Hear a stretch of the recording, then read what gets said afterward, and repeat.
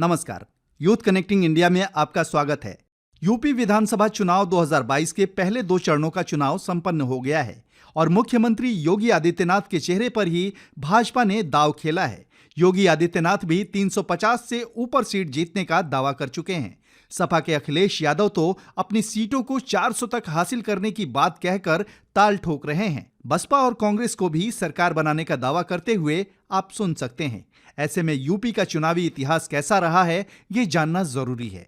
UP के नोएडा को लेकर एक आम धारणा रही है कि वहां जो सीएम एक बार अपने कार्यकाल में पहुंच गया, उसकी सरकार 5 साल तक नहीं चलती और दोबारा वो सत्ता में वापसी नहीं कर पाते।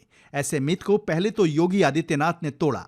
वो 2 बार नोएडा आए और सरकार के 5 साल के कार्यकाल को भी पूरा किया। इस पर जब योगी से सवाल किया गया तो उन्होंने अखिलेश यादव के बयान पर तंज कसते हुए कहा था कि वो जनता के विश्वास से जीतते हैं, ना कि अंधविश्वास के बल पर। यूपी की सियासत में पिछले 3 दशक से एक और मिथक बना हुआ है और वो ये है कि जो भी सीएम नोएडा आता है उसकी कुर्सी चली जाती है।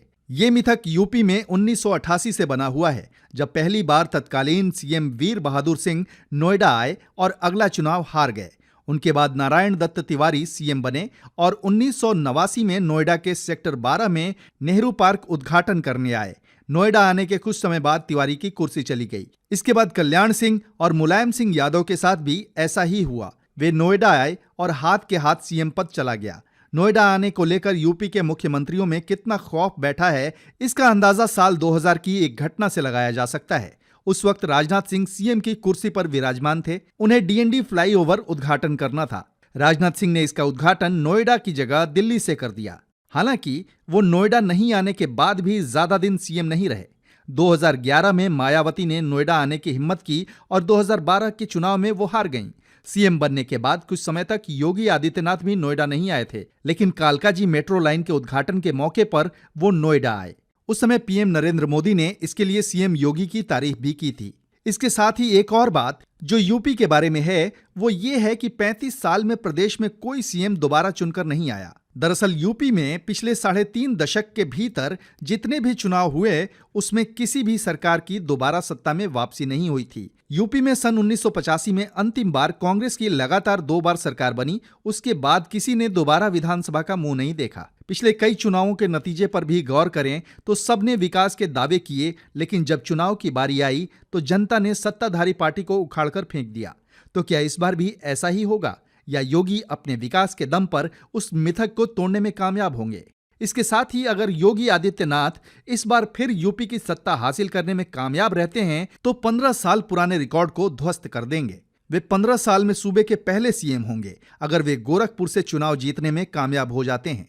भाजपा ने यूपी चुनाव 2022 के रण में योगी आदित्यनाथ को गोरखपुर सीट से मैदान में उतारा है।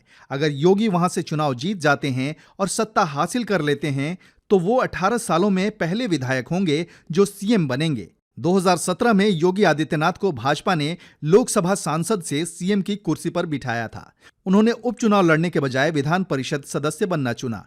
उनसे पहले अखिलेश यादव और मायावती भी ऐसा ही कर चुके हैं। यूपी में पहली विधानसभा के गठन के बाद से अब तक यूपी ने लगभग 70 वर्षों में 21 सीएम देखे हैं। हालांकि इनमें से केवल 3 ने ही 5 साल का कार्यकाल पूरा किया है। इन 3 में से योगी भी एक हैं। बाकी 2 बसपा सुप्रीमो मायावती और समाजवादी पार्टी के अध्यक्ष अखिलेश यादव हैं। आपको बता दें कि इसलिए उत्तर प्रदेश में पिछले 35 सालों का रिकॉर्ड तोड़ने के लिए भाजपा ने MDH यानी महिला, डेवलपमेंट और हिंदुत्व का फॉर्मूला अपनाया है। भाजपा का फोकस इसी पर है। ऐसी ही जरूरी और लेटेस्ट खबरों के लिए हमारे साथ जुड़े रहिए और हमारे चैनल को लाइक, शेयर और सब्सक्राइब कीजिए। धन्यवाद।